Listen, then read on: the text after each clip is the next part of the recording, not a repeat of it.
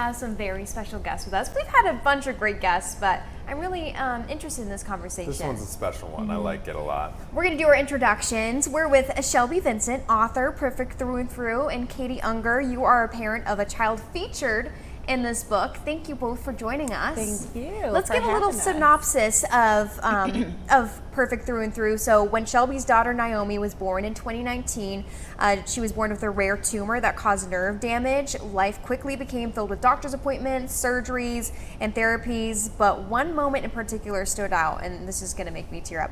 When Nyomi looked at her mom and asked, "When will I be normal?" And so that's a question that sparked this uplifting children's book, Perfect Through and Through. So thank you guys for joining us. And I know that there's so much more of an explanation of the book than just that. So, you know, what really is your main purpose of sharing this with the audience, with everyone? Yeah, so the book features 28 kids walking through a variety of different medical challenges. And the whole purpose of the book is just to show these kids that they are perfect exactly as they are. Perfect through and through. I just believe that we were created in the image of God, and so you are exactly as who you're meant to be, and then through and through just means complete. So just your mind, your body, your soul, you have a purpose here. So that's why I wrote this, and I'm just so excited to educate people on different medical challenges that kids have. So, and just to normalize it. We're all going through something, and so that was the purpose of this book, is just to normalize what people are going through. And Katie and her son Luke, Luke's story is one of the 28 featured stories in this collection. We're going to ask Katie about her journey in just a moment, but can you tell us a little bit more about that moment with your daughter Nyomi, and kind of the context around it, and how then that led you to want to create something like this? Yeah, so we were driving in the car, and you know how kids just come up with random things off the top of their mind, and she asked me that just randomly when we were driving. And she was about 4 years old when she asked me that. So the fact that she could even have that kind of question was crazy to me, but just I wanted her to know that everybody is going through things, and so I wanted her to know that she is perfect exactly as she is. And if she is having these questions, I'm sure so many other kids are also having questions. So I just thought it was really important just to show her the beauty of diversity of all of us. So, oh, that's so beautiful. And Katie, was there a similar moment with Luke? Tell me about Luke's condition and what it means to you to have his story featured in this wonderful book.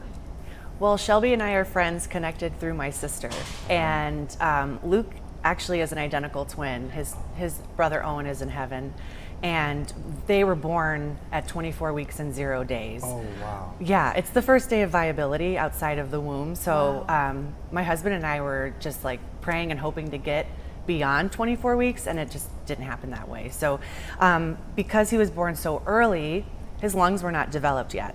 So I had steroid shots prior to the birth, but it wound up being an emergency C-section, and he was intubated immediately.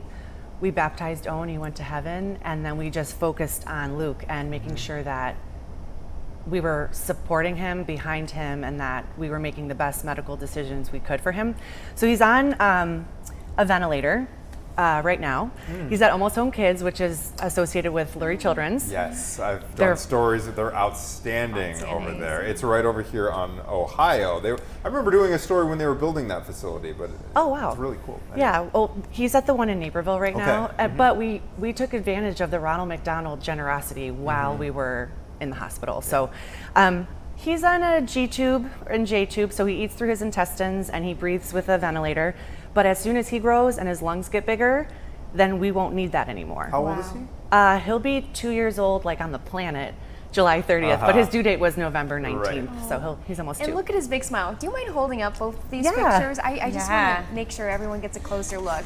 Because, you know, kids are so resilient, you hear, but seeing their smiling faces is incredible. Smile. And that was so such a cool thing about writing the book, is just talking to the parents, and every single parent that I talked to talked about how positive their child is, like how much they've gone through, how excited they are for life and their resiliency. And so it's so important to me to bring the education to people so we can normalize this. So how are both their stories told in form of the book? That probably translates well to, the kiddos. Yeah, so each page, there's 18 different medical obstacles that I discuss. The book rhymes, and every page features a child or children. And yeah, they're all real kids. I say it's not just a child, or not just a character, it's an actual child on the page. So 28 kids are featured. And just go ahead. And they're all real kids with real stories, right? Like Katie and Luke's? Yep, on my website, I have their characters pictured next to their actual picture and a whole description about their story. And so it's just important to spread awareness. So I'm really excited. And Shelby was wonderful because she would ask, does this character look good? Like, are you happy with how this looks? What would you change about it? Because it's my son. So to have the opportunity to give feedback was amazing. So yeah, each parent had to submit, I asked them to submit 3 to 4 pictures of the child, a little bit of their background, like their favorite color, favorite activity, and then I submitted all that information to the illustrator so she could come up with an illustration.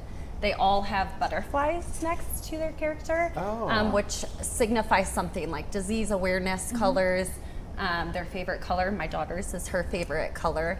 Her son's, she can talk on behalf of that, but yeah, it's the twin lost butterfly. So, and a butterfly landed on me the week after Owen passed away, and he sat on my chest for a while. So there's some significance in butterflies. So the fact that it lined up with Shelby's mission and story was really a beautiful thing. Like it's meant to be. I know. What were their reactions to seeing the images, especially Nyomi? Oh, they were so, I feel like I've had so many parents reach out about how excited their child was.